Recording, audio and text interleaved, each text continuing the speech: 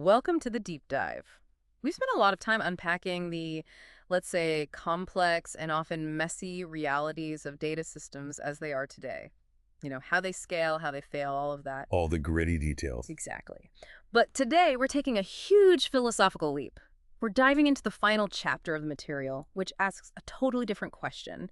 How should we build these systems? It's a fundamental shift, isn't it? Yeah. Moving beyond just survival reliability, scalability, maintainability, and toward, well, purpose.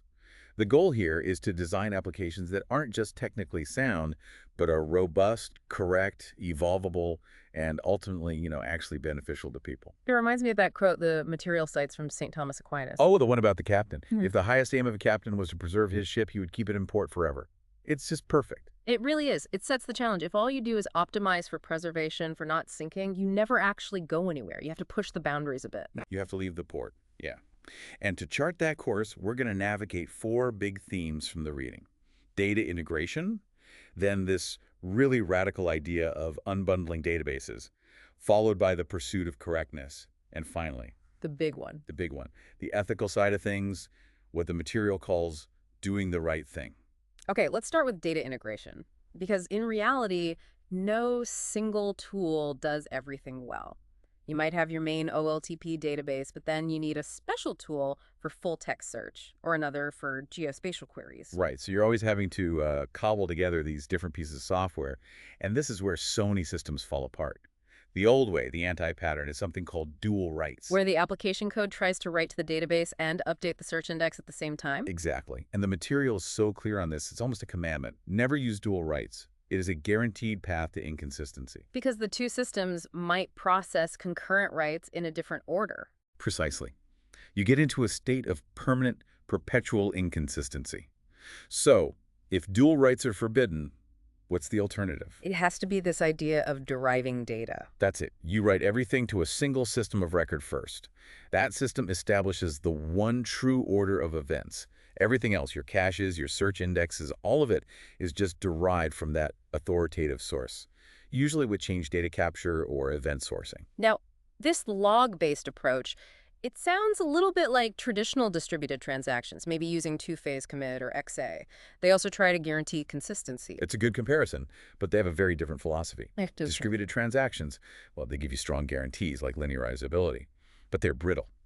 XA has terrible performance and awful fault tolerance. If one part fails, the whole thing grinds to a halt. And the log-based approach. It's asynchronous. It prioritizes retry and eventual success over immediate synchronous failure. So you might trade a little bit of timeliness, but what you gain is this incredible robustness. But that total ordering, forcing everything through a single log, that can only scale so far, right? Once you have to partition your data, you lose that global order. You do. You lose it when you partition, you lose it with multi-leader replication across different continents, and you definitely lose it in a microservices world where services own their own state. And when you lose total order, you invite these subtle problems with causality. Give us a concrete example of that. What does a causality bug look like? The book has a great one. Imagine a user unfriends their ex-partner on a social network. Then, right after, they send a rude message to their remaining friends. Okay. Now, what if the unfriend event goes to one partition and the message event goes to another? If the system processes the message before the unfriend event, well, the ex-partner might get a notification with that rude message. The causal link that the unfriend must happen before the message was lost. Ouch. That is a memorable bug. So the tools we use to manage all this are batch and stream processing. Right. Batch for your historical finite data and stream for the unbounded real-time stuff. Now, historically, people tried to solve this with something called the Lambda Architecture. The dual pipelines, right. A slow batch one for correctness and a fast stream one for speed. The material is not a fan. Not at all. And for good reason. It was double the work. You had to write and maintain the same logic in two completely different systems. And merging the outputs was a total mess. The goal now is to unify them. Use a stream processor that can also replay historical events. And this whole idea of using external stream processors to build things like indexes and views, it leads to this bigger concept, right? Unbundling databases. Yes. Think about the philosophy of Unix versus a traditional database. Okay, Unix is all about small, composable tools that do one thing well, connected by pipes.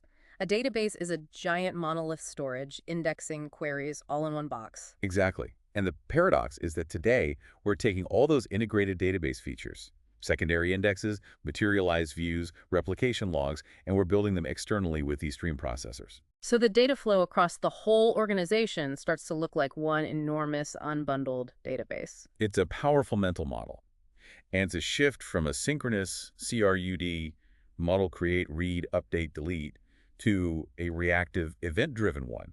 You're not polling a passive database anymore.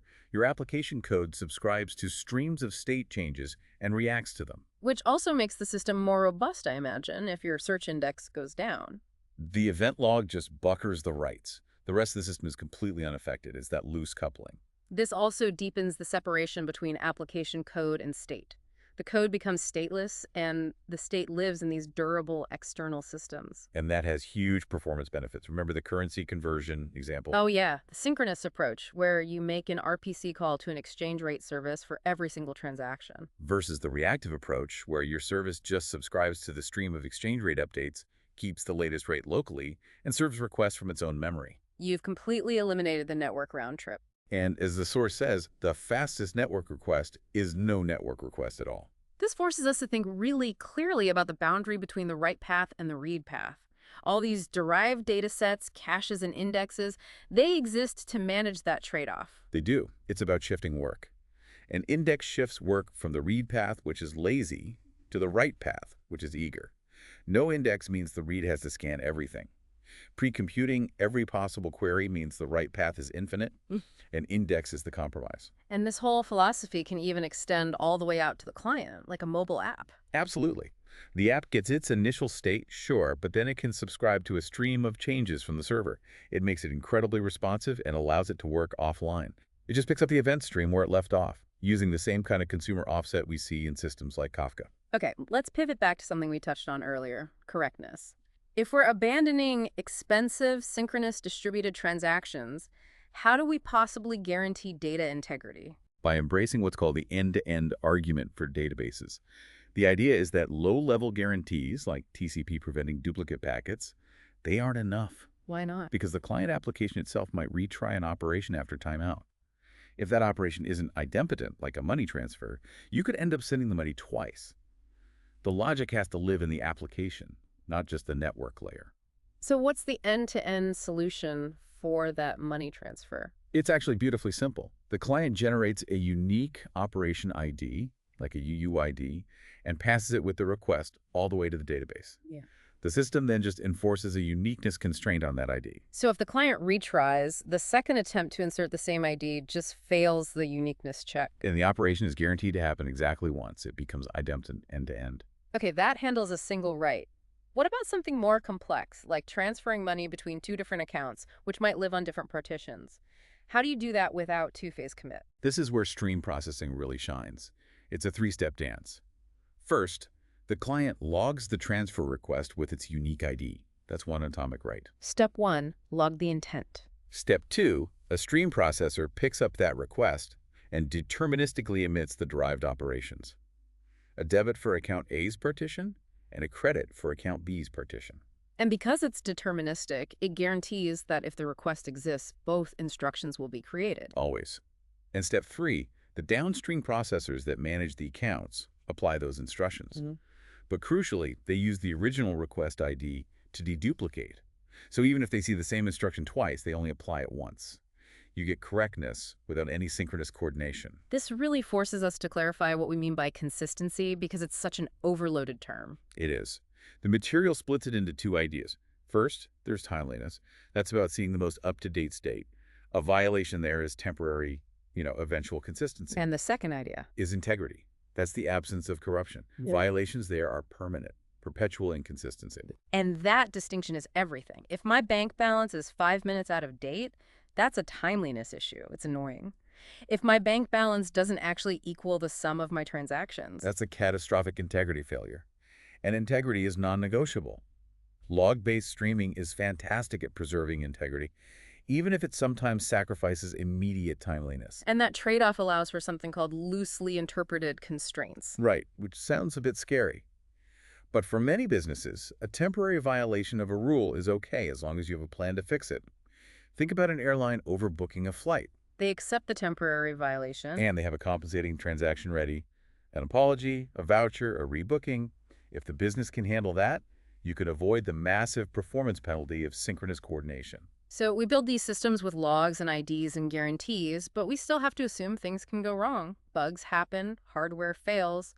So we have to, what? Trust, but verify. Always. Continuous auditing is essential. And event-based systems are amazing for this because you can always take your raw event log and rerun the entire derivation process from scratch. If the result doesn't match your live state, you've just found a bug or silent data corruption. Which brings us to the final and maybe most important part of this whole discussion, moving from the technical to the ethical. Yeah. The sheer power of these systems means we as engineers have to think about how we treat data about people with humanity and respect. And this gets very real very fast when you talk about predictive analytics.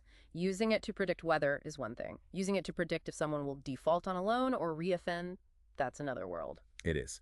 The source warns about creating an algorithmic prison where people are systematically shut out of opportunities by opaque models with no recourse. And these models, they're not neutral. They amplify bias if your historical data reflects societal discrimination. The machine learning model will just learn to discriminate, but with a veneer of mathematical objectivity.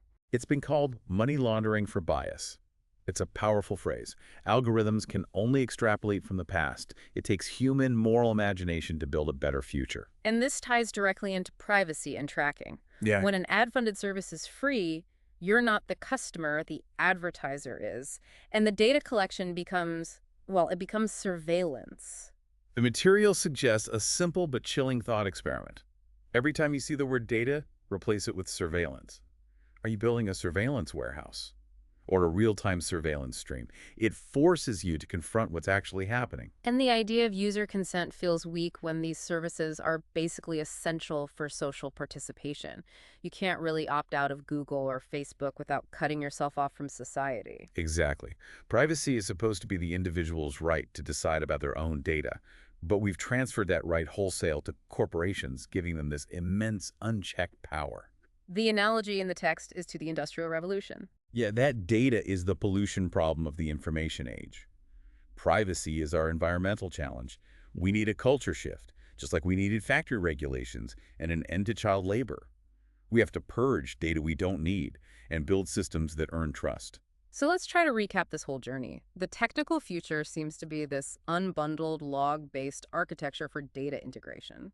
It is. It gives you scalability while preserving data integrity, using idempotence and asynchronous flow instead of brittle distributed transactions. And we learned correctness has to be an end-to-end concern, handled with unique IDs and compensating transactions, which lets you build these incredibly fault-tolerant, evolvable systems. But that power comes with massive responsibility. We have to actively fight against algorithmic bias and the normalization of surveillance and ensure that what we build actually serves humanity. Which leaves us with a final provocative thought for you to take away from this deep dive. The data systems we are engineering today are literally building the political and social landscape of tomorrow. So the critical question is never just can we collect this data, but should we?